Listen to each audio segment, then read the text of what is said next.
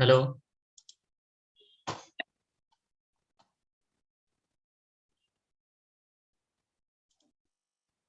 Recording in progress. আমরা start করি। আজকে লেকচার নাম্বার 11 থেকে আমরা স্টার্ট করব। আজকে টপিকস গুলো একটু দেখে নেই। Working animation of air blast circuit breaker. Last ক্লাসে আমরা এয়ার ব্লাস্ট সার্কিট ব্রেকার নিয়ে ডিসকাস করছিলাম, যে হাই প্রেসার কম্প্রেসড এয়ার দিয়ে আমরা কিভাবে আর্কটাকে এক্সটিংশন করি। সো এটা একটা অ্যানিমেশন ভিডিও দিয়ে দেখবো আজকে আমরা। Advantage and disadvantage of air blast circuit breaker, vacuum circuit ব্রেকারের অপারেশন, তার কনস্ট্রাকশন এবং তার অ্যাডভান্টেজ ডিসঅ্যাডভান্টেজ গুলো দেখবো। আর ফাইনালি যদি সময় থাকে তাহলে আমরা সালফার হেক্সাফ্লোরাইড সার্কিট ব্রেকার নিয়ে একটু ডিসকাস করবো। সো আমরা স্টার্ট করি। প্রথমে আসো operation animation of air blast circuit breaker. Air blast circuit ব্রেকারের অ্যানিমেশন ভিডিও দিয়ে দেখবো। আমরা জানি যে এয়ার ব্লাস্ট সার্কিট ব্রেকারের ক্ষেত্রে আমাদের কি থাকে, একটা এয়ার রিজার্ভার থাকে বা একটা কম্প্রেসার থাকে, ঠিক আছে। সো এই কম্প্রেসারের মধ্যে high pressurized compressed air stored অবস্থায় থাকে, ঠিক আছে। High pressurized compressed air. So normal atmospheric এয়ারটাকে নিয়ে আমরা কম্প্রেসারের থ্রুতে প্রেসার বাড়াবো। প্রেসার কত রাখা হয় আমরা বলছিলাম 20 to 30 KG per centimetre square প্রেসারে এটা থাকে। এর ভিতরে প্রেসারের পরিমাণ থাকে 20 to 30 কেজি। এবং এই এয়ার রিজার্ভারের সাথে একটা এয়ার ভালভ থাকে, যেটা হচ্ছে আমাদের এই ভালভটা ওপেন হবে যখন ট্রিপ সিগন্যাল এনার্জাইজড হবে। অর্থাৎ যখন ট্রিপ সিগন্যাল এনার্জাইজড হবে, ভালভটা যদি ওপেন হয়ে যায়, এই হাই প্রেসারাইজড কম্প্রেসড এয়ারটা এই ভালভের থ্রুতে বের হয়ে আসবে, বাইরের দিকে বের হয়ে আসবে। সো বাইরে কি আছে, এখানে আছে একটা ফিক্সড কন্টাক্ট। এই কন্টাক্টটা ফিক্সড এবং এটা হচ্ছে কি আমাদের মুভিং কন্টাক্ট, যে কন্টাক্টটা মুভ করবে। সো এখানে আমাদের দেখো কারেন্ট ফ্লো হচ্ছে কিভাবে, কোন ডাইরেকশনে কারেন্ট ফ্লো হচ্ছে সেটা আমরা এখান থেকে দেখতে পাচ্ছি। ফিক্সড কন্টাক্ট হয়ে মুভিং কন্টাক্ট হয়ে আমাদের এর বাইরে একটা আইসোলেটর থাকে সার্কিট ব্রেকারের বাইরে, এই সিরিজ আইসোলেটরের থ্রুতে আমাদের কারেন্টটা লোডে ট্রান্সফার হচ্ছে। সো এটা হচ্ছে হেলদি কন্ডিশনে, ঠিক আছে। এই মুভিং কন্টাক্টটাকে অপারেট করানোর জন্য এখানে একটা পিস্টন থাকবে। এই পিস্টনের সাথে আমরা বলেছিলাম একটা স্প্রিং কানেক্টেড থাকবে, যে মুভিং কন্টাক্টটাকে ল্যাচ এবং আনল্যাচ করানোর জন্য। সো যখন আমাদের ট্রিপ সিগন্যাল ইস্যু হবে, ট্রিপ সিগন্যাল ইস্যু হওয়ার সাথে সাথে কি হবে, দুইটা জিনিস হবে, স্প্রিংটা আনল্যাচ হবে এবং এয়ার ভালভটা ওপেন হয়ে যাবে। সো দুইটা কমান্ড একটা জায়গায়, এই সার্কিট ব্রেকারে দুইটা কমান্ড আসবে, যে মুভিং কন্টাক্টটাকে ওপেন করা, সো স্প্রিংটা আনল্যাচ করা এবং এয়ার ভালভটাকে ওপেন করা। সো এয়ার ভালভ যখন ওপেন হয়ে যাবে তখন আমাদের কি হবে, দেখো যে ফল্ট আসলো, এখানে একটা ফল্ট আসলো। ফল্ট হওয়ার সাথে সাথে মুভিং কন্টাক্ট ওপেন হচ্ছে। মুভিং কন্টাক্ট ওপেন হলে এখানে আর্ক জেনারেট করবে, ঠিক আছে, আর্ক জেনারেট করবে এবং এই ভালভটা ওপেন হয়ে যাবে। ভালভটা যখন ওপেন হয়ে যাবে তখন হাই প্রেসারাইজড কম্প্রেসড এয়ার এই কন্টাক্ট স্পেসের মধ্যে দিয়ে ব্লো করানো হবে। সো এখানে একটা জিনিস অবজার্ভ করতেছো, যে এখানে যে কন্টাক্ট স্পেসের মধ্যে দিয়ে আমরা যে হাই প্রেসারাইজড কম্প্রেসড এয়ারটা ব্লো করাচ্ছি, এর ফলে কিন্তু আর্কের লেন্থটা বাড়ছে না। এটা কিন্তু আমাদের দুই সাইড দিয়ে আমাদের কি হচ্ছে, এয়ারটা বের হয়ে আসতেছে। এর ফলে যেটা হবে সেটা হচ্ছে আর্কের যে ক্রস সেকশনাল এরিয়াটা এটা কমে যাবে, ঠিক আছে। এজন্য এটাকে আমরা বলি এক্সিয়াল ব্লাস্ট, অর্থাৎ আর্কের অ্যালং এ, অর্থাৎ প্যারালালি আমাদের কিন্তু এয়ারটা বের হয়ে আসতেছে। সো আমাদের কি হচ্ছে, cross sectional area of the arc কমে যাচ্ছে।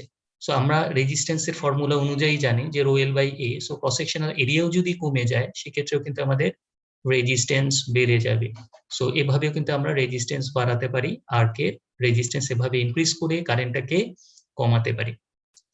এইটাকে আমরা বলতেছি এক্সিয়াল ব্লাস্ট, যেহেতু এটা প্যারালালি আমাদের হাই প্রেসারাইজ কম্প্রেসড এয়ারটা আর্কের সাথে প্যারালালি বের হয়ে আসতেছে, সেই জন্য এটাকে আমরা বলতেছি এক্সিয়াল ব্লাস্ট।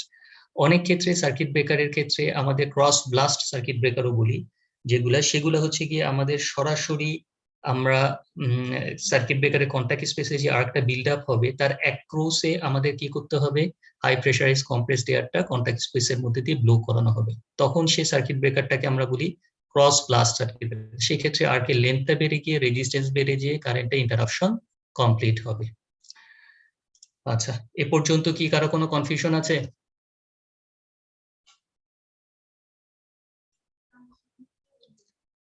এরিয়াল ব্লাস্ট কখন বলতেছি, এক্সিয়াল ব্লাস্ট কখন বলতেছি, এবং এর অপারেশনটা? আচ্ছা, যদি না থাকে তাহলে আমি পরের পার্টে চলে যাই। হ্যাঁ বলো।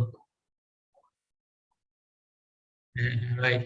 সেটাই আমি এটা পরে ডিসকাস করতেছি। মুভিং কন্ট্যাক্টটা এয়ারের প্রেসারের কারণেও হবে এবং স্প্রিংটাকে আনল্যাচ করার জন্য ওই মেকানিক্যাল সাপোর্টটাও আনল্যাচ হবে। সো দুইটা কাজই করবে হাই প্রেসার কম্প্রেসড এয়ারটা। একটা হচ্ছে গিয়ে মুভিং কন্ট্যাক্টটাকে মুভ করানোর কাজেও আমরা এটাকে ইউজ করতে পারি, এবং আর্কটাকে এক্সটেনশন করানোর কাজেও এটা আমরা ইউজ করবো। এটা আমরা পরে এর অ্যাডভান্টেজ ডিসঅ্যাডভান্টেজে দেখব। আচ্ছা, এখানে খেয়াল করে দেখো এর সাথে আমাদের একটা সিরিজ আইসোলেটর প্লেস করা হয়েছে। আমরা আইসোলেটর জানি যে সার্কিট ব্রেকারের মেইনটেনেন্সের জন্য আমরা ইউজ করি, বাট এক্ষেত্রে আমাদের এই আইসোলেটরটা শুধু মেইনটেনেন্স পারপাসে ইউজ হবে না। এটা যখন আমাদের সার্কিটটা ওপেন হবে, ওপেন হওয়ার সাথে সাথে আমাদের আইসোলেটরটাকে আমাদের ওপেন করে দিতে হবে। এই ওপেন যদি করে দিই, ধরো ফল্ট এখানে হয়েছে, ফল্ট যদি এখানে হয় এবং সার্কিট ব্রেকার তো এখানে যদি আইসোলেটর যদি কানেক্টেড অবস্থায় থাকে, খেয়াল করে দেখো এর আগেরটা, সার্কিট ব্রেকার যদি আইসোলেটরটা যদি কানেক্টেড অবস্থায় থাকে, এখান থেকে কিন্তু গ্রাউন্ডটা কিন্তু আমাদের এই মুভিং কন্ট্যাক্টের মাথায় আসতেছে। সো তার ফলে কিন্তু লাইন টু গ্রাউন্ড পোটেনশিয়াল সবসময় এখানে স্টে করবে। সো আমাদের এই আইসোলেটরটা এ কারণে প্লেস করা হয় যে যখন সার্কিট ব্রেকারটা ওপেন হলো, আর্ক এক্সটেনশন কমপ্লিট হলো, সাথে সাথে আমি যদি আইসোলেটর ওপেন করে দিই, তাহলে আমাদের এখানে সিস্টেম ভোল্টেজটাও যখন বিল্ড আপ হবে তখনও যেন এখানে কোনো আর্ক ফর্মেশন না হয়, কারণ এখানে গ্রাউন্ড পোটেনশিয়ালটা আর আসার কোনো সুযোগ নাই।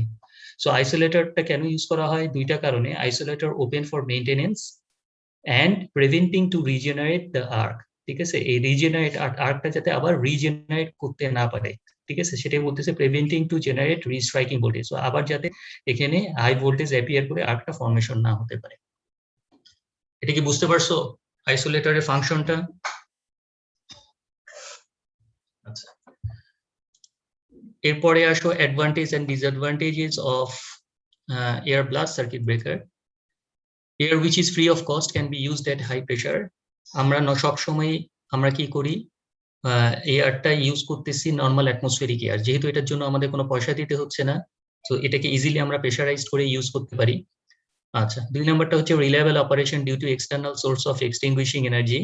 এক্সটার্নাল সোর্স হিসেবে আমরা এয়ার ইউজ করতেছি। আর রিলায়েবল অপারেশন কেন বলতেছি, যে এটা সব সময় অপারেট করবে, এমন না যে 10 বার যদি আমি ট্রিপ সিগন্যাল ইস্যু করি 10 বারের মধ্যে 8 বার অপারেট করবে, 2 বার অপারেট করবে না, এরকম কখনো হবে না। এটা সব সময় রিলায়েবল অপারেশন। সো 10 বারের মধ্যে 100% সব সময় এটা অপারেট করবে। তো যেহেতু এখানে আমাদের ভালভটা খুলে গেলেই সাথে সাথে আমাদের হাই প্রেসারাইজ কম্প্রেসড এয়ারটা পাস করতেছে, সেটা কন্ট্যাক্টটাকে মুভমেন্টের জন্য ইউজ করতেছি, প্লাস আর্কটাকে এক্সটেনশনের জন্য ইউজ করতেছি। Air is free from decomposition, এটা পচনশীল কোনো পদার্থ না যে বা নষ্ট হয়ে যাবে না। Air is clean and non inflammable, ঠিক আছে, এটা সবসময় পরিষ্কার মিডিয়াম আমরা ইউজ করি এয়ারটাকে, এবং নন ইনফ্লেমেবল মানে হচ্ছে এটা দাহ্য পদার্থ না। আমাদের অয়েল সার্কিট ব্রেকারের ক্ষেত্রে আমরা বলছিলাম এটা ইনফ্লেমেবল, এটা দাহ্য পদার্থ, এবং এখানে যখন আর্ক জেনারেট আর্কিং যখন হয় তখন অয়েলটা ডিকম্পোজ হয়ে কার্বন জমা হয়। সো অয়েলের ভিতরে যখন কার্বন জমা হয় তখন এটা কিন্তু ক্লিন আর থাকে না, সো এটাকে আবার ফিল্টার করে আবার এটাকে ক্লিন করার প্রয়োজন পড়ে। বাট এখানে আমাদের এয়ারটাকে কিন্তু আমরা ফ্রেশ মিডিয়াম ইউজ করার কারণে এটা সবসময় ক্লিন থাকতেছে এবং এটা কোনো দাহ্য পদার্থ না। Free availability of air anywhere, সব জায়গাতেই পাওয়া যায়। Fresh medium is used every time, সর্বক্ষেত্রে আমরা ফ্রেশ মিডিয়াম ইউজ করি। Hence the breaker can be repeatedly operated if design for such duty. খেয়াল করে দেখো পরের সেন্টেন্সটা, hence the breaker can be repeatedly operated if design for such duty. তার মানে ব্রেকারকে আমরা বারবার করে অপারেশন করাতে পারি, ঠিক আছে। আমরা জানি যে যখনই আর্কটা ফর্মেশন হয় তখন তার সারাউন্ডিং টেম্পারেচারটা গরম হয়ে যায়। সো রিপিটেড অপারেশন যদি আমরা করতে হয়, বারবার যদি অপারেট করতে হয়, তাহলে কিন্তু আমাদের কন্টাক্ট পয়েন্টগুলা ড্যামেজ হয়ে যাওয়ার একটা পসিবিলিটিস থাকে, কারণ হিটটা তো ভিতরে আছে। সো হিটটা বারবার করে যদি হিট আপ করি তাহলে কন্টাক্ট স্পেসটা ড্যামেজ হয়ে যাওয়ার সম্ভাবনা থাকে। কিন্তু এক্ষেত্রে যেহেতু সর্বক্ষেত্রে আমরা ফ্রেশ মিডিয়াম ইউজ করছি, নর্মাল অ্যাটমসফেরিক এয়ারটাকে ইউজ করতেছি, যে এয়ারটা এক্সস্ট হয়ে বের হয়ে যাচ্ছে সেই এয়ারটা তো আর বাইপাস করতেছি না, সব ক্ষেত্রেই আমরা ফ্রেশ মিডিয়াম ইউজ করতেছি। সো ব্রেকারকে যদি আমরা রিপিটেডলি বারবার করে অপারেট করাতেও চাই তাহলেও এটা অপারেট করানো যাবে। ডিউ টু হাই প্রেশার এই small contact travel is enough, যেহেতু প্রেশারের পরিমাণ অনেক বেশি, সো এই প্রেশার দিয়েও আমরা কি করতে পারি, এই মুভিং কন্ট্যাক্টটাকে মুভ করাতে পারি, যেটা আমরা বললাম। The same air serves the purpose of moving the contact and arc extinction, দুইটা কাজই করতেছে, কন্ট্যাক্টটাকে মুভমেন্টও করছি প্লাস আর্কটাকে ইন্টারাপশনও করছি। হাই স্পিড অপারেশন, স্পিড অনেক বেশি, প্রেশার বেশি, স্পিডটাও বেশি। It is easy to incorporate the rapid auto reclosing facilities auto reclosing এই কথাটার মানে এই কথাটা সেন্টেন্সটা দেখে বুঝতে পারতেছো যে অটো রিক্লোজিং মানে অটোমেটিক্যালি কি হবে, সে রিক্লোজ হবে, অটোমেটিক্যালি রিক্লোজ হবে। এখন কোন কন্ডিশনে অটোমেটিক্যালি রিক্লোজ হবে? আমাদের তো ফল্ট কন্ডিশনে সার্কিট ব্রেকারটাকে আবার রিক্লোজ করব না। কোন কন্ডিশনে করব? যদি ওভারলোড কন্ডিশন হয়, ঠিক আছে? ওভারলোড কন্ডিশনে আমরা সার্কিট ব্রেকারটাকে অটোমেটিক্যালি অনেক ক্ষেত্রে, ফর এক্সাম্পল একটা লাইনে ধরো ওভারলোড হইছে, সো ওভারলোড হওয়ার পরে সার্কিট ব্রেকার একটা, আমরা জানি ওভারলোড কন্ডিশনে ইনস্ট্যান্টলি ট্রিপ করে না, একটা নির্দিষ্ট সময় পরে ট্রিপ করে। সো একটা নির্দিষ্ট সময় পরে সার্কিট ব্রেকারটা ধরো ট্রিপ করলো, ট্রিপ করার পরে আমার কি করতে হবে? আমাদের অ্যালার্ম বাজবে, অ্যালার্ম বাজার পরে যারা মেইনটেনেন্সে থাকবে তারা যাবে, যে দেখবে যে কি কারণে ওভারলোড হয়েছে, তারপরে সেটাকে আন্ডারলোড করবে, আন্ডারলোড করার পরে সার্কিট ব্রেকারটাকে রিক্লোজ করবে। এটা হচ্ছে ম্যানুয়াল অপারেশনটা। কিন্তু অনেক ক্ষেত্রে আমরা জানি যে লোড খুব ফ্লাকচুয়েট করে, ঠিক আছে? অনেক সময় ওভারলোড থাকে, আবার আন্ডারলোড থাকে। সো এই যে ম্যানুয়াল অপারেশনের ফলে আমাদের কিন্তু ডিলে হয় অনেক বেশি ডিলে হয়, ঠিক আছে? সো সেক্ষেত্রে আমরা কি করি? একটা অটো রিক্লোজিং ফ্যাসিলিটিস এটার সাথে অ্যাড করি। এই অটো রিক্লোজিং ফ্যাসিলিটিসটা হচ্ছে সার্কিট ব্রেকার কিছু সময় পরে আবার অটোমেটিক্যালি রিক্লোজ হবে। এটা ম্যানুয়াল অপারেশন না, অটোমেটিক্যালি রিক্লোজ হবে ডিউরিং ওভারলোড কন্ডিশন। ফল্ট কন্ডিশনে কিন্তু রিক্লোজ হবে না। এটা ওভারলোড কন্ডিশন যদি অ্যারাইজ করে অনেক সময় ধরে, সো সেক্ষেত্রে আমাদের কি হবে? সার্কিট ব্রেকার ট্রিপ করবে প্রথমে, তারপরে কিছুক্ষণ পরে সার্কিট ব্রেকারটা অটোমেটিক্যালি আবার রিক্লোজ হবে। এই অটোমেটিক্যালি রিক্লোজ হওয়ার পরে আমাদের যে সার্কিট ব্রেকারটাকে রিক্লোজিং এর যে টাইমটা ম্যানুয়াল অপারেশনের জন্য, সে টাইমটা কমে যাবে। সো রিক্লোজ করার জন্য সার্কিট ব্রেকারে একটা ক্লোজিং কয়েল থাকে, যে কয়েলটাকে এনার্জাইজড করার মাধ্যমে আমরা সার্কিট ব্রেকারটাকে রিক্লোজ করতে পারি। এটা আমাদের ল্যাবের একটা ভিডিও তোমাদেরকে আমরা আপলোড করব, সেখানে আমরা দেখাবো যে সার্কিট ব্রেকারটাকে কিভাবে রিক্লোজ করা যায়। আচ্ছা আচ্ছা, less maintenance is required compare to OCB. ওসিবির ক্ষেত্রে মেইনটেনেন্স খরচটা অনেক বেশি হয়, কারণ এখানে অয়েল ইউজ করা হয়, অয়েলটাকে রিফিল করার প্রয়োজন পড়ে, অয়েলটাকে ফিল্টার করার প্রয়োজন পড়ে। বাট এখানে যেহেতু ফ্রেশ মিডিয়াম ইউজ করা হচ্ছে, সো মেইনটেনেন্স খরচ নাই compare to OCB. Better stability for repeated operation, বারবার এটাকে অপারেট করলেও এর স্টেবিলিটিতে কোনো প্রবলেম হবে না। সো এই যে পয়েন্টগুলো আমরা ডিসকাস করলাম, এই পয়েন্টগুলোতে কারো কোনো প্রবলেম থাকলে বলতে পারো।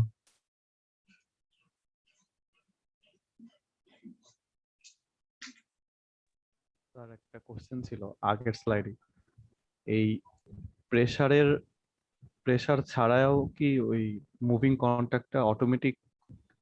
হ্যাঁ, এখানে দুই ভাবেই হয়, একটা আনলক করতে হয় এবং মুভিং কন্ট্যাক্টের প্রেসারের থ্রুতেও আমরা এটাকে ওপেন করতে পারি। দুই ভাবেই করা যায়, মেকানিজমটা দুই ভাবেই হয়। এখানে আমরা যেরকম প্রেসার দিয়ে মুভিং কন্ট্যাক্টটাকে ওপেন করছি, স্প্রিংটাকে আনলাচ করা যায়, মেকানিক্যাল সাপোর্টটাকে প্রেস করা যায়। আমাদের মেইন অবজেক্টিভটা কি? এই মেকানিক্যাল সাপোর্টটাকে আমরা একটা মিনিয়েচার সার্কিট ব্রেকারের স্লাইডে আমরা দেখেছিলাম, মেকানিক্যাল সাপোর্টটাকে ল্যাচ করার পারপাসে ইউজ করি। সো মেকানিক্যাল সাপোর্টটা আনল্যাচ হয়ে গেলেই কিন্তু আমাদের মুভিং কন্ট্যাক্টটা সরে যাবে, ঠিক আছে? সো এই সাপোর্টটাকে আনল্যাচ করার জন্য আমরা এই হাই প্রেসার এয়ারটা ইউজ করতে পারি, ঠিক আছে? বুঝতে পারছো? আজকে লেকচার নাম্বার 11 মোস্ট প্রবাবলি। আচ্ছা, আমরা লাস্ট ক্লাসে বলেছিলাম যে এট আই ইকুয়াল টু 0 তে আমাদের ইন্টারাপশন করতে হয়, আই ইকুয়াল টু 0 তে। এর কারণ হচ্ছে ইন্ডাক্টর একটা চার্জ স্টোর করে রাখে, যেহেতু আমাদের বেশিরভাগ সার্কিটই হচ্ছে ইন্ডাকটিভ ইন নেচার। সো আমাদের ইন্ডাক্টর একটা চার্জ স্টোর করে রাখে। যখন আই ইকুয়াল টু, আমরা যদি এই চার্জটার ভ্যালুটা হচ্ছে half of L I square, so I equal to 0 তে আমাদের ইন্টারাপশন করা উচিত, তাহলে আমাদের ইন্ডাক্টর এনার্জি 0 থাকে, সহজেই ইন্টারাপশন করা যায়। কিন্তু আই ইকুয়াল টু 0 তে ইন্টারাপশন না করে আমরা যদি ম্যাক্সিমাম যেখানে, অর্থাৎ T equal to pi by 2, T equal to pi by 2 তে আমাদের কারেন্টের ম্যাগনিটিউড থাকে ম্যাক্সিমাম। সো সেই জায়গায় যদি ইন্টারাপশন করি, সেক্ষেত্রে ইন্ডাক্টরের এনার্জি হচ্ছে ম্যাক্সিমাম। সো সেক্ষেত্রে ইন্টারাপশনটা ইজিয়ার হয় না। সো এখানে আমাদের কি হয়, যেহেতু প্রেসার পরিমাণ অনেক বেশি, সার্কিট ব্রেকার ওপেন হচ্ছে, সাথে সাথে আমাদের হাই প্রেসার কম্প্রেসড এয়ারটা কন্টাক্ট স্পেসের মধ্যে দিয়ে ব্লো করানো হচ্ছে, তার ফলে আই ইকুয়াল টু 0 হওয়ার আগেই কিন্তু সার্কিট ব্রেকার ইন্টারাপশনে চলে যেতে পারে, যেহেতু হাই প্রেসার দিয়ে আমরা কারেন্টটাকে নিভাই দিচ্ছি, ঠিক আছে? সো এখানে কিন্তু আমাদের প্রেসারটা বেশি থাকার কারণে আই ইকুয়াল টু 0 আগে যদি ইন্টারাপশন হয়ে যায়, তাহলে ইন্ডাক্টরের এনার্জি তো 0 হলো না। ইন্ডাক্টরের এনার্জি যদি 0 না হয়, তাহলে আরটা আবার রিবিল্ড করার একটা পসিবিলিটিস থাকে, যেহেতু ইন্ডাক্টরের এনার্জি 0 না। যে জিনিসটাকে আমরা বলি কারেন্ট চপিং, কারেন্টটাকে চপ করতেছি। কোথায় চপ করতেছি? আই ইকুয়াল টু 0 তে চপ করার কথা, আই ইকুয়াল টু 0 তে ইন্টারাপশন করার কথা, বাট তার আগেই তাকে কেটে ফেলা হচ্ছে, যেটাকে আমরা বলতেছি কারেন্ট চপিং। এবং লাস্ট যেটা, সেটা হচ্ছে ভেরি নয়েজি। এটা নয়েজের পরিমাণ অনেক বেশি, কারণ এখানে প্রেসারটাও অনেক বেশি। এই 4টা পয়েন্টে কারো কোনো প্রবলেম আছে? স্যার কারেন্ট শপিংটা আরেকবার বলা যাবে? আমরা I ইকুয়াল টু 0 তে ইন্টারাপশন করি, লাস্ট ক্লাসে আমরা বলেছিলাম লো রেজিস্ট্যান্স ও 0 পয়েন্ট ইন্টারাপশনের ক্ষেত্রে। লো রেজিস্ট্যান্স ও 0 পয়েন্ট ইন্টারাপশনের ক্ষেত্রে I ইকুয়াল টু 0 তে কেন করা হয়? কারণ আমরা জানি যে বেশিরভাগ সার্কিটই হচ্ছে কি আমাদের ট্রান্সমিশন লাইন বলো বা ট্রান্সমিশন লাইনের সাথে আমাদের যে ট্রান্সফরমার বলো, এগুলো সবই হচ্ছে ইন্ডাকটিভ ইন নেচার। সো ইন্ডাক্টরের ক্ষেত্রে আমরা ইন্ডাক্টর একটা চার্জ স্টোর করে রাখি half of Li square. Capacitor যেরকম আমাদেরকে ডিসচার্জ করে নিতে হয় আর্থিং সুইচের মাধ্যমে, বাট ইন্ডাক্টরকে যে ইন্ডাকটিভ সার্কিটকে যদি আমাদের ব্রেক করতে হয়, সেক্ষেত্রে আমাদের এই যে স্টোরড এনার্জিটা, এই এনার্জিটা ডিসচার্জ করার প্রয়োজন পড়ে। এখন ডিসচার্জ কোথায় ইজিয়ার হবে? আমাদের ইন্ডাক্টরের যে চার্জটা, সেটার ভ্যালু হচ্ছে হাফ অফ Li স্কয়ার। কারণ I ইকুয়াল টু 0 তে ইন্ডাক্টরের এনার্জি কিন্তু খুবই অল্প সময়ের জন্য 0 হয়ে যায়। আবার এটা রাইজিং কারেন্ট সাইকেলের সাথে সাথে কারেন্ট এনার্জিটা কিন্তু আবার স্টোর করতে থাকে সে। সো আমাদের যদি আমাদের t equal to pi, t equal two 0, last ক্লাসে এটা আমরা দেখাইছিলাম 0 পাই টুয়াইস পাই, এই জায়গায় I ইকুয়াল টু 0, সো এই জায়গাগুলোতে ইন্ডাক্টরের এনার্জিটা 0 থাকে। কিন্তু t equal to pi by 2 তে যদি আমরা ইন্টারাপশন করি, অর্থাৎ আমাদের সাইনোসয়েডাল ওয়েভের t equal to pi by 2 তে সাইন ওয়েভের ভ্যালু হচ্ছে ম্যাক্সিমাম। সো সেক্ষেত্রে যদি আমরা ইন্টারাপশন করি, সো সেখানে কারেন্টের ম্যাগনিটিউড বেশি হওয়ার কারণে এর এই স্ট্রেংথটাও হবে কি অনেক বেশি। সো এই জায়গায় আমরা সহজে ইন্টারাপশন করতে পারবো না। সো আমাদের যেহেতু প্রেসারের পরিমাণ অনেক বেশি থাকে, আমরা বলছিলাম যে প্রেসারে বেশি থাকার কারণে I ইকুয়াল টু 0 পয়েন্টটা ডিটেকশন করাটা ইজিয়ার হয় না। সো তার আগেই সে কি করে ফেলতে পারে, তাকে এটাকে ইন্টারাপশন করে ফেলতে পারে, আর্কটাকে নিভাই ফেলতে পারে। আর্কটাকে নিভাই ফেললেও আমাদের ইন্ডাক্টরের এনার্জিটা তো 0 থাকতেছে না, ইন্ডাক্টরের এনার্জি তো 0 হচ্ছে না। সো যার ফলে আর্কটা কি হতে পারে, এই এনার্জিটা আবার এই মুভিং কন্টাক্ট এবং ফিক্সড কন্টাক্টের মধ্যে রিফর্ম করতে পারে, যেটাকে আমরা বলি রিস্ট্রাইক। সো এটাকে এই সিনারিওটা, এটাকে আমরা বলতেছি কারেন্ট চপিং। চপ করার কথা I ইকুয়াল টু 0, তার আগেই সে কি করতেছে, চপ করে ফেলতেছে, কেটে ফেলতেছে। বুঝতে পারছো?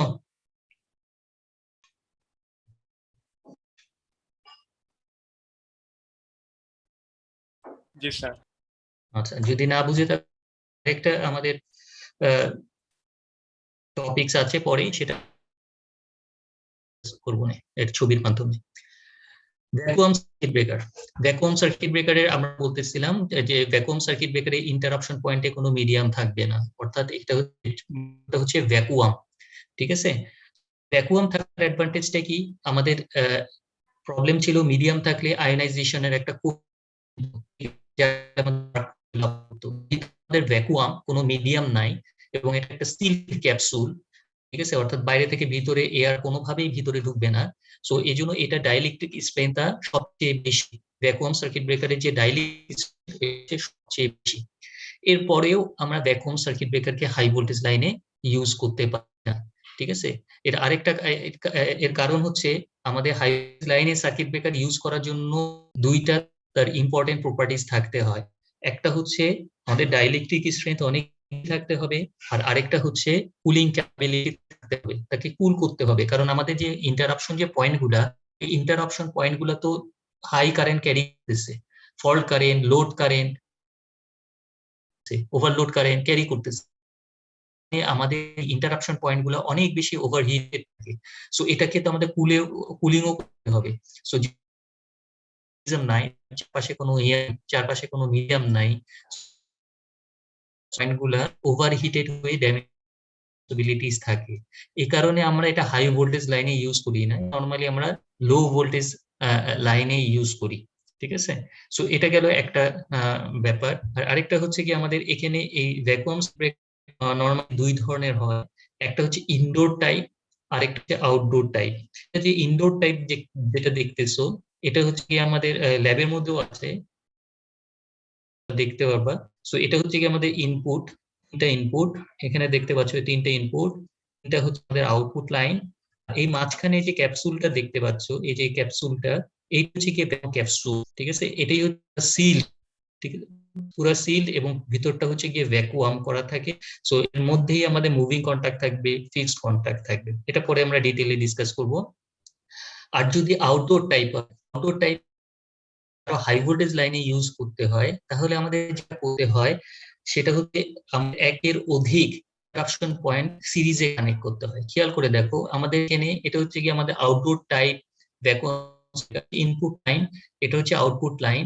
সো ইনপুটের মধ্যে একটা কি একটা কন্টাক্ট পয়েন্ট আছে, হচ্ছে একটা ভ্যাকুয়াম ক্যাপসুল সাপোর্টিং চেম্বার, এটা আমরা জানি।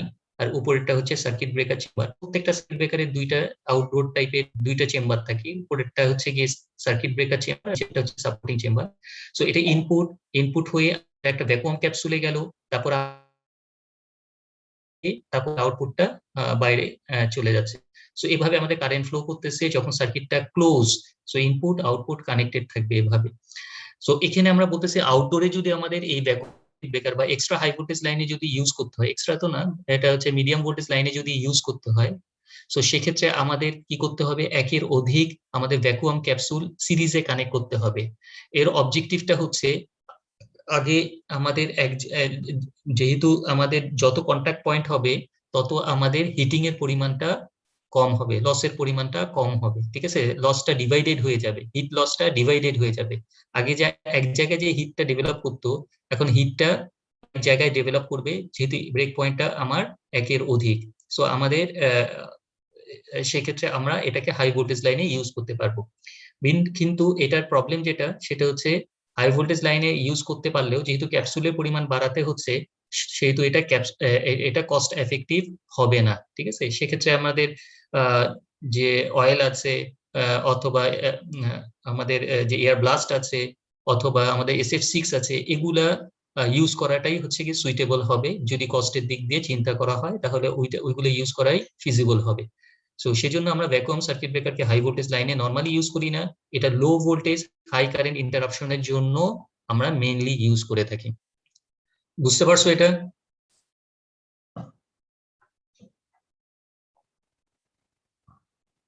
না, আমাদের 11 কেভির জন্য আছে। 11 কেভি আমাদের হাই ভোল্টেজ তো ঢুকাতেই পারবো না, 11 কেভির জন্য একটা ব্রেকার আছে। আমরা টেস্ট করব তার ক্লোজিং কয়েলে পাওয়ার দিয়ে স্প্রিং অপারেশনটা কিভাবে হয়, এগুলো আমরা ফিজিক্যালি তোমাদের দেখাবো। আমরা ভিডিও করছি, সেগুলো আমরা তোমাদেরকে পরে দেখাবো যে কিভাবে সার্কিট ব্রেকারকে ক্লোজ করা হয়, কিভাবে ইন্টারাপশন হয়। বাট ভ্যাকুয়াম ক্যাপসুলের ভিতরে কি আছে সেটা তো আর ল্যাবে দেখানো সম্ভব না, ঠিক আছে। সেটা আমরা ফিজিক্যালি মানে এটা আমরা অ্যানিমেশনের মাধ্যমে দেখবো। আর ল্যাবের মধ্যে দেখবো আমরা সার্কিট ব্রেকারকে কিভাবে ক্লোজ করা হয়। সার্কিট ব্রেকারকে একটা নর্মাল সুইচের মতো কিন্তু অন করলেই অন হয়ে যাবে না, তার কিছু মেকানিজম আছে। যে সার্কিট ব্রেকারটাকে স্প্রিংটাকে এনার্জাইজ করতে হয়, এনার্জাইজ করে মুভিং কন্ট্যাক্টের সাথে ফিক্সড কন্ট্যাক্ট কানেক্ট করতে হয়। সো সেগুলোর জন্য একটা মেকানিজম আছে, সেই মেকানিজম গুলো ল্যাবের মধ্যে দেখানো হবে। বুঝতে পারছো? ট্রিপ করা যাবে এখানে। ট্রিপ করার জন্য দেখো, খেয়াল করে দেখো একটা এই কথাটা, আমরা তো হাই ভোল্টেজ লাইনে সার্কিট ব্রেকারকে ট্রিপ করি ডিউরিং ফল্ট কন্ডিশনে আমরা ট্রিপ করি, কিন্তু এখানে তো ফল্ট ক্রিয়েট করা যাবে না, কারেন্টের ম্যাগনিটিউড তো অনেক বেশি হবে, সেটাতে তো আমাদের প্রবলেম হতে পারে। বাট এত ফল্ট কারেন্ট তো আমরা এখানে ইনজেক্ট করতেও পারবো না।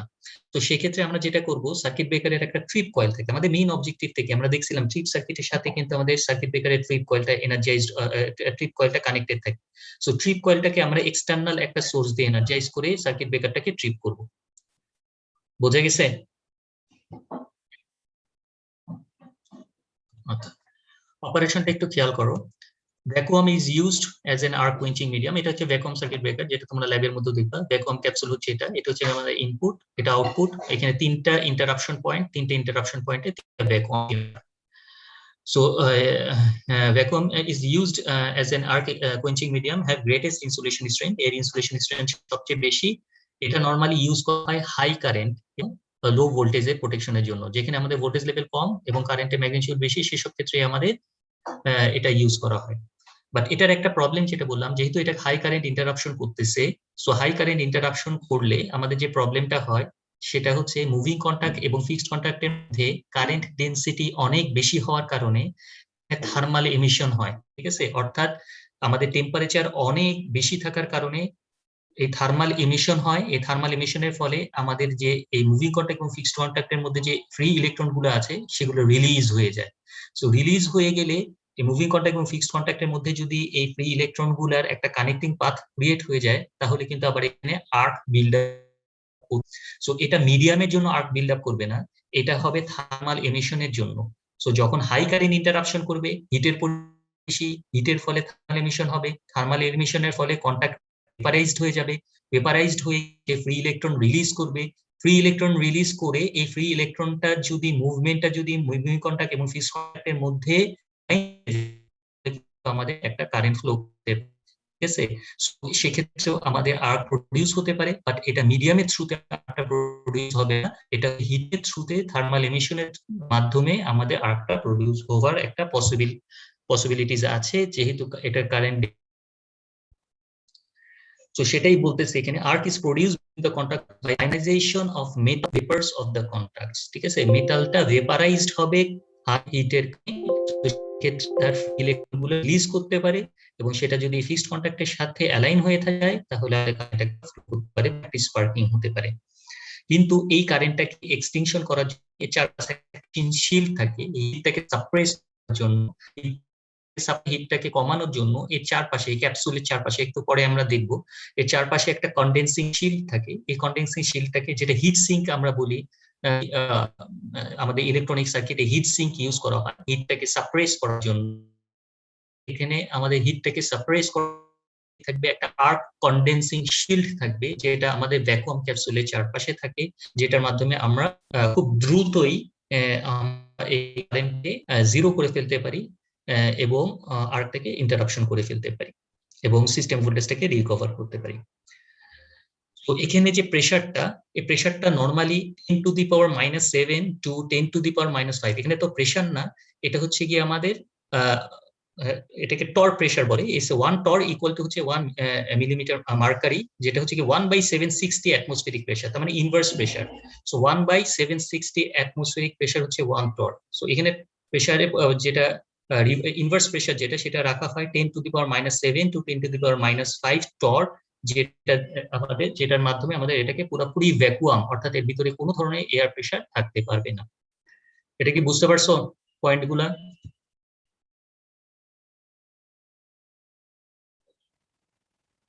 ইনভার্স প্রেসার মানে হচ্ছে প্রেসার তো হচ্ছে কি নরমাল অ্যাটমসফেরিক প্রেসার, ঠিক আছে, আর এখানে হচ্ছে কি ভ্যাকুয়াম, অর্থাৎ কোনো প্রেসার নাই, প্রেসারলেস।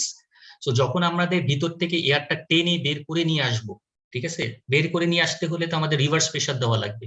আমাদের যেমন ধরো তোমাদের কি বলবো, তোমাদের কার্পেট পরিষ্কার করার জন্য কি কি থাকে জানি, ভ্যাকুয়াম ক্লিনার। হ্যাঁ, সো ওই এর মধ্যেও কিন্তু এটা কিন্তু আমাদের এয়ারটাকে টেনে বের করে নিয়ে আসা হয়, ঠিক আছে। সো টেনে বের করে নিয়ে আসার জন্য এটাকে আমরা বলতেছি ইনভার্স প্রেসার, প্রেসারটাকে রিলিজ করে দিচ্ছি। বোঝা গেছে? আচ্ছা, খেয়াল করে দেখো প্রত্যেকটা পয়েন্ট আমরা একটু খেয়াল করি। এটা হচ্ছে কি আমাদের ফিক্সড কন্টাক্ট, অর্থাৎ যেখানে লাইনটা এসে কানেক্টেড হবে, এটা হচ্ছে ভ্যাকুয়াম ক্যাপসুল। এই পুরাটা হচ্ছে কি আমাদের ভ্যাকুয়াম ক্যাপসুল বা ভ্যাকুয়াম ইন্টারাপ্টারস। সো এটা হচ্ছে গিয়ে ফিক্সড কন্টাক্ট। আচ্ছা, এটা হচ্ছে কি ফিক্সড টার্মিনাল প্যাড, অর্থাৎ যেখানে আমাদের ফিক্সড কন্টাক্টের থ্রুতে আমাদের ফিক্সড কন্টাক্টটা কানেক্টেড হবে। এটা উপরের পোর্শনটা, এর চারপাশে থাকবে হচ্ছে কি সিরামিক বডি, অনেক সময় গ্লাস ভেসেলও থাকে। সো এটা সিরামিক, যেটা হচ্ছে কি আমাদের পোর্সেলিন মেটেরিয়ালস এর হয়ে থাকে। আচ্ছা, এই কন্টাক্টটা হচ্ছে কি আমাদের ফিক্সড কন্টাক্ট। আর নিচের যে কন্টাক্টটা দেখতে পাচ্ছ, এটা হচ্ছে কি আমাদের মুভিং কন্টাক্ট। সো মুভিং কন্টাক্টটা মুভ করবে। মুভিং কন্টাক্টটা কোথায় মুভ করবে? মুভিং কন্টাক্টের নিচে একটা বেল আছে, স্টিলের বেলও থাকে, অর্থাৎ যেটার মাঝখান দিয়ে আমাদের মুভিং কন্টাক্টটা মুভ করবে। এবং এই বেলোর কাজটা হচ্ছে কি আমাদের ভিতর থেকে যাতে কোনো এয়ার ভিতরে প্রবেশ করতে না পারে, কারণ মুভমেন্টের সময় তো এয়ার ভিতরে প্রবেশ করার একটা স্কোপ থাকে। সো এই স্টিলের বেলোর কাজ হচ্ছে মুভিং কন্টাক্টটাকে করা এবং এর ভিতরে যাতে কোনো ধরনের কোনো এয়ার প্রবেশ করতে না পারে। সো নিচের কন্টাক্টটা হচ্ছে কি আমাদের বলতেছিলাম মুভিং কন্টাক্ট স্টিম, ঠিক আছে। আর এই মুভিং কন্টাক্টের সাথে আমাদের একটা বলছিলাম অপারেটিং রড থাকবে কানেক্টেড। এই অপারেটিং রডটা দিয়ে আমরা কি করব, এটার সাথে একটা গিয়ার কানেক্টেড থাকে এবং মোটরের থ্রুতে, সো মোটর দিয়ে আমরা কি করি, গিয়ার আপ করে কন্টাক্টটাকে ক্লোজ বা ওপেন করি। স্প্রিং মেকানিজমের থ্রুতে কন্টাক্টটাকে ওপেন বা ক্লোজ করা যায়, এগুলো আমরা ল্যাবের মধ্যে দেখবো। সো আপাতত যেটা দেখতেছি সেটা আমরা একটু দেখি যে মুভিং কন্টাক্টটা যখন ওপেন হবে, এখানে খেয়াল করে দেখো এখন ফিক্সড কন্টাক্ট এবং মুভিং কন্টাক্ট ক্লোজ। এই অবস্থায় ফিক্সড কন্টাক্ট এবং moving contact close, so input output কিন্তু কানেক্টেড। যখন মুভিং কন্টাক্টটা ওপেন হবে, এই যে ওপেন হয়ে গেল, ওপেন হওয়ার সাথে সাথে কি হবে, এই কন্টাক্টটা ব্রেক হয়ে গেল। এই ব্রেক পয়েন্টে আমাদের কি হবে, থার্মাল এমিশন হবে। সো থার্মাল এমিশন হওয়ার ফলে আমাদের এই যে কন্টাক্ট পয়েন্ট গুলা, এখানে সে কি করবে, তার ফ্রি যে ইলেকট্রন গুলো আছে সে রিলিজ করে দেবে।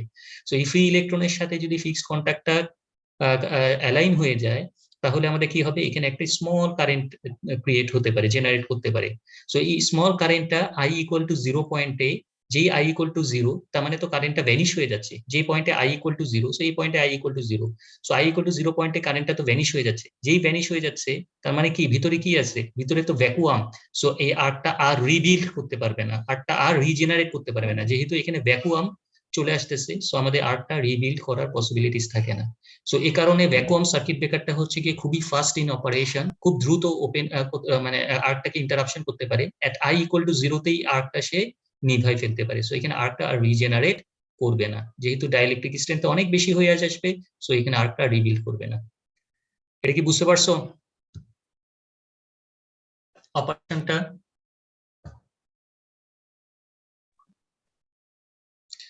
আমাদের নরমালি অন্যান্য যে সার্কিট ব্রেকার গুলো আছে, এই অন্যান্য সার্কিট ব্রেকার গুলাকে আর্ক ইন্টারাপশন করার জন্য 1 থেকে 3 সাইকেল লাগে, সময় লাগে। বাট এই সার্কিট ব্রেকার দিয়ে আর্ক ইন্টারাপশন টাইমটাকে খুবই কম, হাফ সাইকেলের মধ্যে কিন্তু আমরা আর্কটাকে ইন্টারাপশন করতে পারি।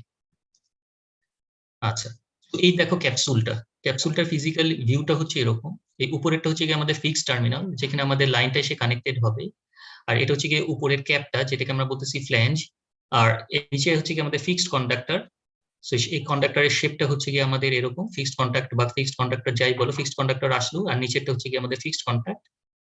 আচ্ছা, এরপরে হচ্ছে এটা আর্ক শিল্ড। এটা হচ্ছে কি চারপাশে বলছিলাম একটা আর্ক শিল্ড থাকবে, যেটা হচ্ছে কি আমাদের হিটটাকে সাপ্রেস করার জন্য, হিটটাকে রেডিয়েট করে দেওয়ার জন্য চারপাশে একটা আর্ক শিল্ড থাকবে। কারণ হিটটাকে রেডিয়েট করার তো আর কোনো স্কোপ নাই।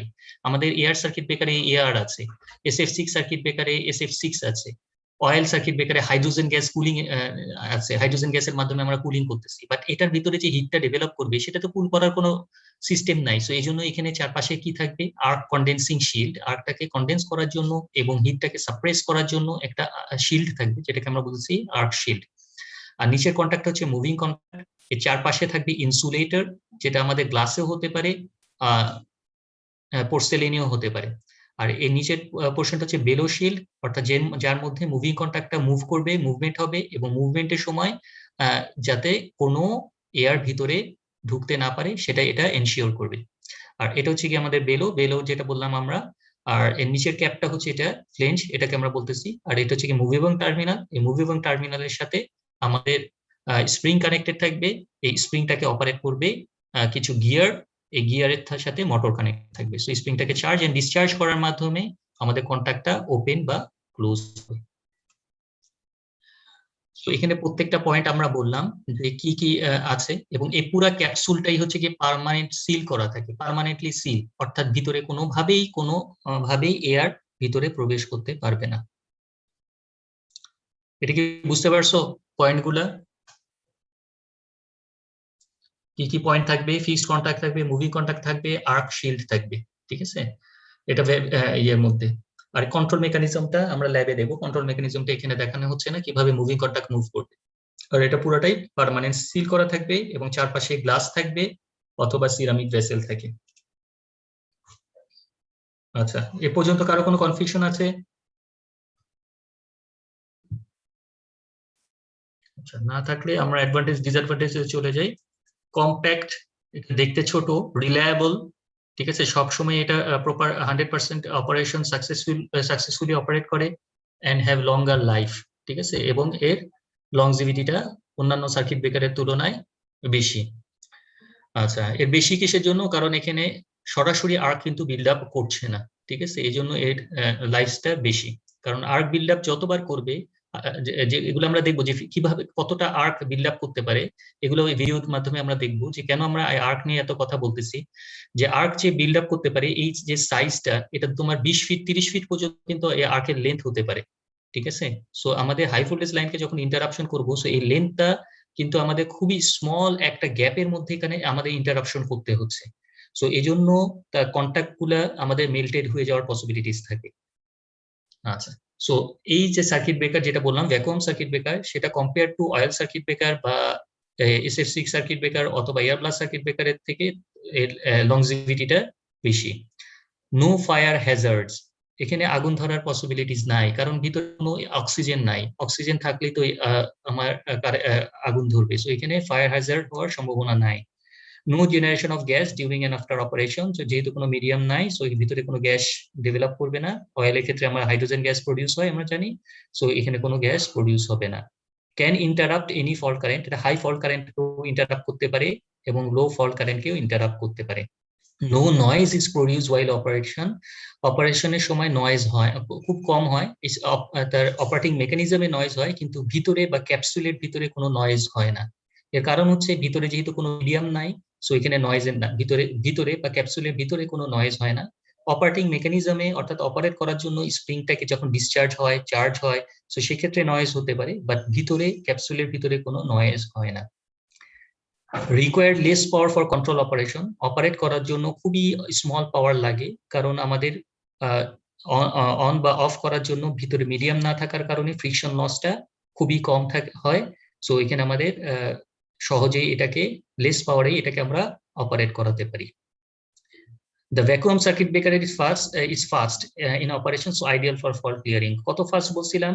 হাফ সাইকেলের মধ্যে কিন্তু এটা ফল্ট কারেন্টকে ইন্টারাকশন করতে পারে। ফার্স্ট হাফ সাইকেলে I = 0 তেই আমাদের ভ্যাকুয়ামের স্ট্রেংথ এত বেশি থাকে যে আর্কটাকে সে খুব দ্রুত কুইঞ্চ করে ফেলতে পারে।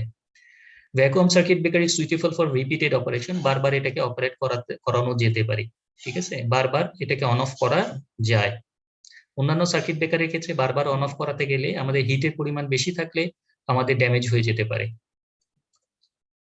ভ্যাকুয়াম সার্কিট ব্রেকার আর অলমোস্ট মেইনটেনেন্স ফ্রি, এটা মেইনটেনেন্স নাই, কারণ আমাদের অয়েল সার্কিট ব্রেকারে অয়েল থাকলে মেইনটেনেন্স করতে হয় আমরা জানি, SF6 এও মেইনটেনেন্স লাগে, এয়ার ব্লাস্টেও মেইনটেনেন্স লাগে, বাট ভ্যাকুয়াম ক্যাপসুল কিন্তু খোলা যায় না, এটা কিন্তু সিলড বডি, এটার ভিতরে মেইনটেনেন্স করার কিছু নাই।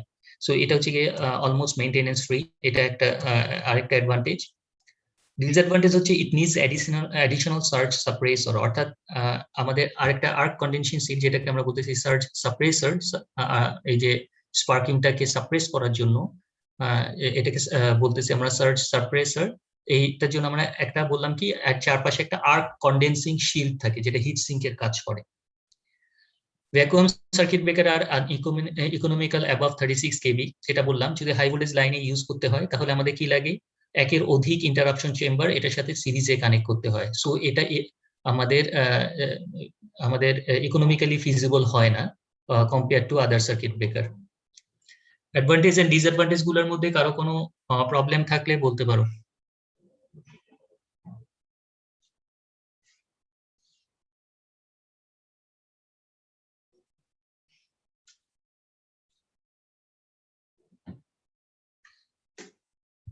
কারো কোনো প্রবলেম আছে?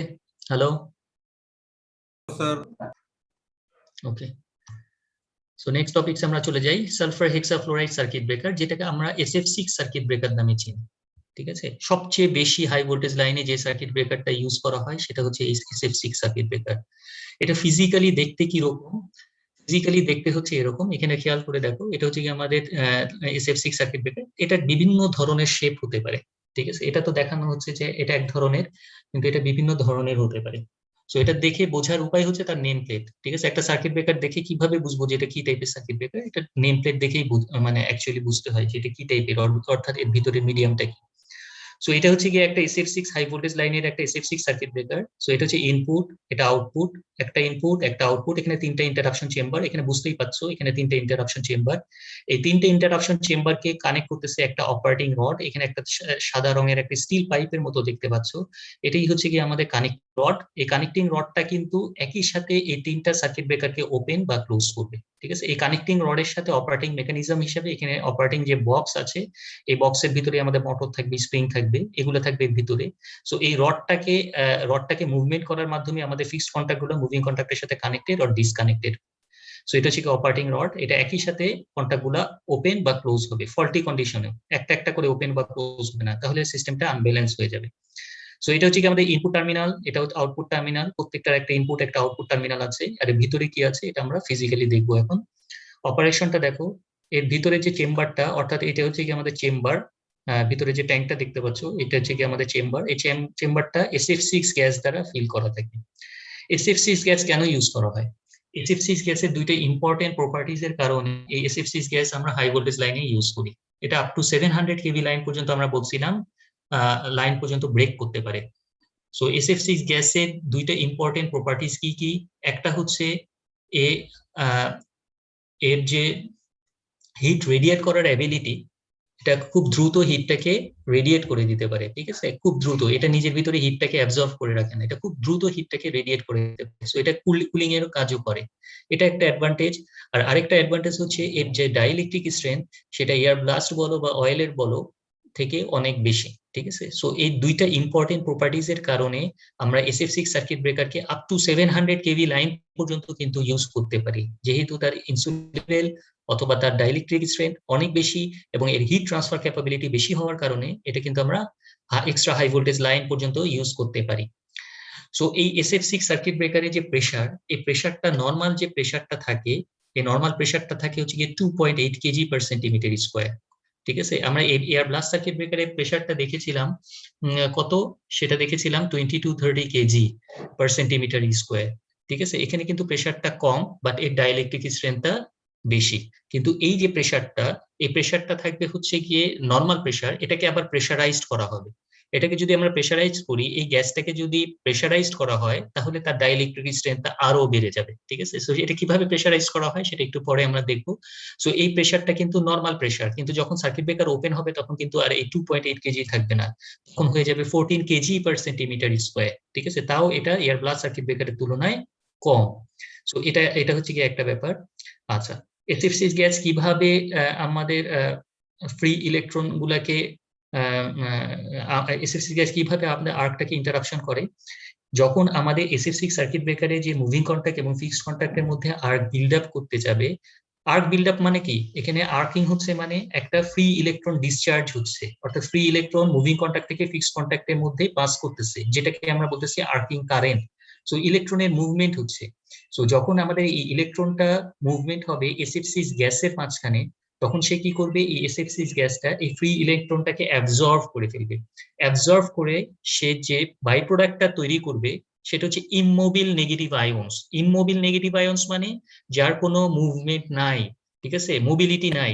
তো মোবিলিটি না থাকলে তো কারেন্ট ফ্লো করা বন্ধ হয়ে যাবে। সো আমাদের তো আমাদের অবজেক্টিভ তো সেটাই, যে এই SF6 গ্যাস যখন এই ফ্রি ইলেকট্রন গুলাকে অ্যাবজর্ভ করে নেবে, তখন সে ইমমোবিল নেগেটিভ আয়নস ক্রিয়েট করবে, যেটা আমরা দেখতেছি এই ইকুয়েশনে। SF6 গ্যাস যখন এই ফ্রি ইলেকট্রন গুলাকে অ্যাবজর্ভ করে নিচ্ছে, তখন এটা ইমমোবিল নেগেটিভ আয়ন জেনারেট করতেছে। সো ইলেকট্রনের কোনো মুভমেন্ট থাকবে না, এই নেগেটিভ আয়নের কোনো মুভমেন্ট থাকবে না। সো আমাদের এর ভিতরে হাই ডাইইলেকট্রিক স্ট্রেংথ জেনারেশন হবে। সো আমাদের কিন্তু খুব দ্রুত আর্কটা এক্সটিংশন হবে। অথবা যদি SF6 গ্যাস এই ফ্রি ইলেকট্রনকে অ্যাবজর্ভ করে যে আমাদের SF5 মাইনাস হয়ে যাবে, একটা ফ্লোরিন সে যদি বের করে দেয়, এই ফ্লোরিনটার সাথে সে আবার রিকম্বাইন হয়ে আবার SF6 গ্যাস জেনারেট করতে পারে। সো এটাও তার আরেকটা important properties.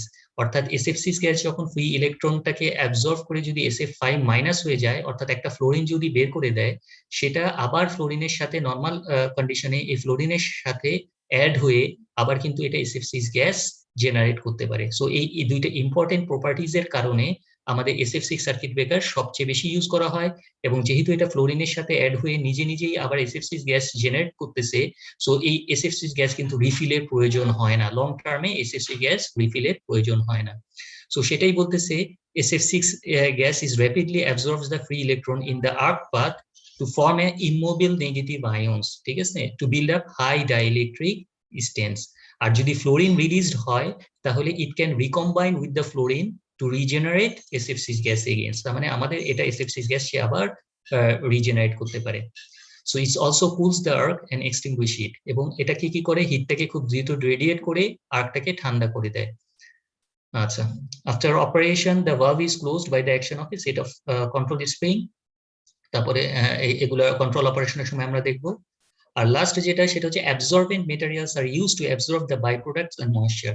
So SF6 gas যদি আমাদের ফ্লোরিন যদি না বের করে SF6 বা নেগেটিভ আয়ন হয়, ইমমোবিল নেগেটিভ আয়নস, যেটাকে আমরা এই বাই প্রোডাক্টটাকে অ্যাবজর্ব করার জন্য আমাদের অ্যাবজর্বেন্ট মেটেরিয়ালস ইউজ করতে হয়, যেটা কি করবে, এই বাই প্রোডাক্টটাকে অ্যাবজর্ব করবে এবং ভিতরে যদি কোনো কারণে ময়েশ্চার জমে, সে ময়েশ্চারটাকেও সে অ্যাবজর্ব করবে। এই পয়েন্টগুলো যে বললাম, এই পয়েন্টগুলোতে কারো কোনো কনফিউশন থাকলে বলো।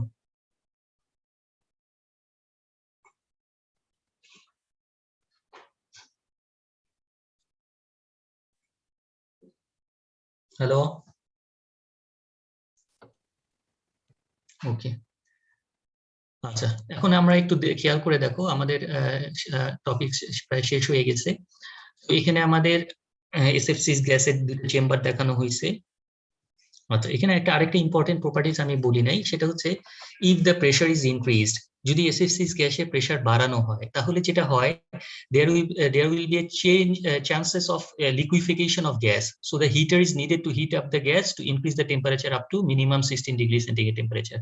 অর্থাৎ এটাকে যদি আমরা প্রেশারাইজড করি তাহলে এটার একটা চান্স আছে যে এটা লিকুইড হয়ে যাওয়া, ঠিক আছে, লিকুইড হয়ে যেতে পারে অনেক বেশি প্রেশার ইনক্রিজ করলে। এটা একটা প্রবলেম, যেটা আমরা বলতে পারো যে আমরা প্রেশারটা আরো বাড়ালে হয়তো আরো হাই ভোল্টেজ লাইনে ইউজ করতে পারবো, কিন্তু প্রেশার বাড়ালে এটা কি হয়ে যেতে পারে, এটা লিকুইডে কনভার্ট হয়ে যেতে পারে, সো লিকুইফিকেশন হয়ে যেতে পারে। সো সেক্ষেত্রে আমাদের কি করতে হবে, অ্যাডিশনাল আমাদের এটাকে হিট আপ করার জন্য একটা হিটার লাগবে, যেটা দিয়ে আমরা এই এসএফসি গ্যাসের টেম্পারেচারটাকে মিনিমাম কত রাখতে হবে, 16 ডিগ্রি সেন্টিগ্রেড টেম্পারেচার নিয়ে আসতে হবে, আদারওয়াইজ এটা লিকুইড হয়ে যেতে পারে। সো এখানে আমাদের দুইটা জিনিস আমাদের থাকতে হবে, সেন্সর থাকতে হবে, একটা হচ্ছে প্রেসার সেন্সর আর একটা হচ্ছে টেম্পারেচার সেন্সর। যে টেম্পারেচার সেন্সরটা মনিটর করবে টেম্পারেচার, আর প্রেসার সেন্সরটা মেজার করবে প্রেসার, যেটার মাধ্যমে আমাদের এই এসএফসি গ্যাসের প্রেসার এবং টেম্পারেচারটাকে 16 ডিগ্রি সেন্টিগ্রেডের উপরে এবং প্রেসারের পরিমাণটা 14 কেজি পার সেন্টিমিটার পর্যন্ত ম্যাক্সিমাম রাখতে পারবো। সো এই জিনিসটা আমাদের এনশিওর করতে হবে, ঠিক আছে। সো আমাদের pressure monitor and sensor monitor লাগবে। So when arc is stuck, valve is open, blast of SFC gas flow between the contacts through the hollow passage to the recycling chamber and arc is extinguished. And arc কিভাবে extension হয় সেটা আমরা next স্লাইডে আমরা দেখব। এটা হচ্ছে কি আমাদের SF6 গ্যাসের চেম্বারটা, এটা হচ্ছে কি আমাদের ব্লু কালার দিয়ে যে এরিয়াটা দেখতে পাচ্ছ, এটা হচ্ছে SF6 গ্যাসের চেম্বার, এটা হচ্ছে কি আমাদের ফিক্সড কন্টাক্ট আর এটা হচ্ছে কি আমাদের moving contact. So fixed contact এবং মুভিং কন্টাক্টের ভিতর দিয়ে হেলদি কন্ডিশনে কারেন্ট যাচ্ছে। সো এই যে চেম্বারটা, এই চেম্বারের মধ্যে খেয়াল করে দেখো, এটা হচ্ছে গিয়ে একটা মুভিং সিলিন্ডার, এর ভিতরে যে একটা সিলিন্ডার দেখতে পাচ্ছ, এই সিলিন্ডারটাও মুভ করে। এটা কার সাথে অ্যাটাচ করা, এটা এই মুভিং কন্টাক্টের সাথে অ্যাটাচ করা। সো এই মুভিং কন্টাক্ট আর এই যে সিলিন্ডারটা দেখতে পাচ্ছ, এই সিলিন্ডারটা অ্যাটাচ করা, একসাথে কানেক্টেড। আর এর মাঝখানে এই মুভিং কন্টাক্টে আর ফিক্সড কন্টাক্ট কোনটা, এটা হচ্ছে কি ফিক্সড কন্টাক্ট, এটা মুভিং কন্টাক্ট। আর এখানে হচ্ছে কি একটা ফিক্সড পিস্টন আছে, যেটা তোমাদের অক্সিজেনের সিরিঞ্জ তো সবাই দেখছো, অক্সিজেনের সিরিঞ্জের মধ্যে পিছনের সাইডে যেটা দিয়ে আমরা প্রেস করি সেটাকে আমরা বলি পিস্টন। সো এই পিস্টনটা কিন্তু এখানে একটা আছে, এটা ফিক্সড পিস্টন, এটা মুভ করবে না। মুভ করবে কোনটা, এই মুভিং কন্টাক্টটা মুভ করবে। কোন দিকে মুভ করবে, রাইট সাইডে মুভ করবে, ঠিক আছে, রাইট সাইডে, অর্থাৎ নিচের দিকে মুভ করবে। নিচের দিকে মুভ করলে এর ভিতরে থাকবে হচ্ছে আমাদের SF6 গ্যাস। এই SF6 গ্যাসের প্রেসার হচ্ছে আমরা বললাম কত, 2.8 কেজি পার সেন্টিমিটার স্কোয়ার। সো খেয়াল করে দেখো পরবর্তী স্টেপটা, যখন আমাদের এই মুভিং কন্টাক্টটা মুভ করতেছে, এই পিস্টনটা তো ফিক্সড, এই পিস্টনটা হচ্ছে ফিক্সড। সো মুভিং কন্টাক্ট যখন মুভ করতেছে তখন কি হচ্ছে, পিস্টনটা ফিক্সড হওয়ার কারণে এ দেখো খেয়াল করে মুভিং কন্টাক্টটা মুভ করতেছে, মুভ করার সাথে সাথে SF6 গ্যাসটা কিন্তু প্রেসারাইজড হয়ে যাচ্ছে, ঠিক আছে। SF6 গ্যাসের প্রেসার আগে নরমাল ছিল 2.8 কেজি, এখন কিন্তু এটা প্রেসারাইজড হয়ে যাচ্ছে। সো মুভিং কন্টাক্টটা যেহেতু রাইট সাইডে মুভ করতেছে, সো প্রেসার বেড়ে গেল, এবং প্রেসার বেড়ে যাওয়ার পর এখানে একটা নজল আছে, এই নজলটা হচ্ছে গিয়ে আমাদের হাই প্রেসারে রিলিজ হয়ে ওপেন হয়ে যায়। সো যখন এখানে প্রেসার বেড়ে যাবে, সাথে সাথে ফিক্সড কন্টাক্ট এবং মুভিং কন্টাক্টের মধ্যে আর্ক ফর্মেশন হবে, এবং এই হাই প্রেসার গ্যাসটা তখন এই নজলের থ্রুতে বাইরে বের হয়ে আসবে। বাইরে বের হয়ে আসলে এটাও কিন্তু আমাদের এক্সিয়ালি বের হয়ে আসতেছে। সো তার ফলে আমাদের আর্কের লেন্থটা, আর্কের যে ক্রস সেকশনটা সেটা কমে গিয়ে আর্ক ইন্টারাপশন হবে, এবং এই হাই প্রেসারের ফলে আমাদের এই গ্যাসটা তখন কোথায়, এই নজলের মধ্যে দিয়ে আমাদের দেখো আমাদের কিন্তু এই চেম্বারের মধ্যে রিলিজ হয়ে যাচ্ছে। রিলিজ হয়ে গিয়ে এখন কিন্তু এদিকে কোনো গ্যাস নাই, গ্যাসটা সব এদিকে কোথায়, আমাদের এই ফিক্সড কন্টাক্ট এবং মুভিং কন্টাক্টের মাঝখানে। সো এই হাই প্রেসারের কারণে গ্যাসটা রিলিজ হয়ে গেল, আর্কটা কুইঞ্চ হয়ে গেল, কুইঞ্চ হয়ে আবার যখন মুভি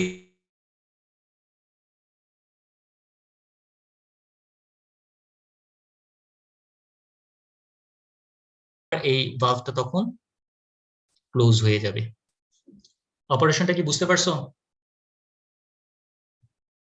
Yes, sir. তার মানে এখানে থাকবে, আমাদের ভিতরে ঢুকলো কেমন স্যার?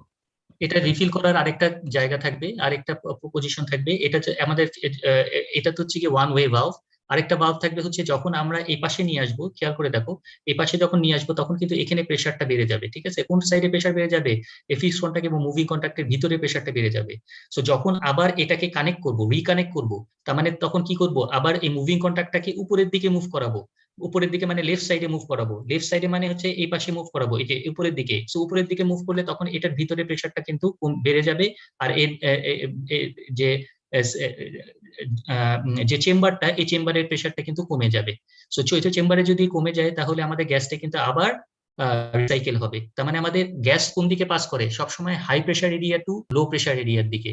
সো যখন আমাদের প্রেসারটা এদিকে বেড়ে যাবে তখন আমাদের এপাশে পাস করবে, যখন প্রেসারটা এপাশে বেড়ে যাবে তখন এই সাইডে পাস করবে। সো প্রেসারটা ট্রান্সফার হওয়ার মাধ্যমে আমাদের গ্যাসটা কিন্তু এক সাইড থেকে আরেক সাইডে পাস করবে। বুঝতে পারছো?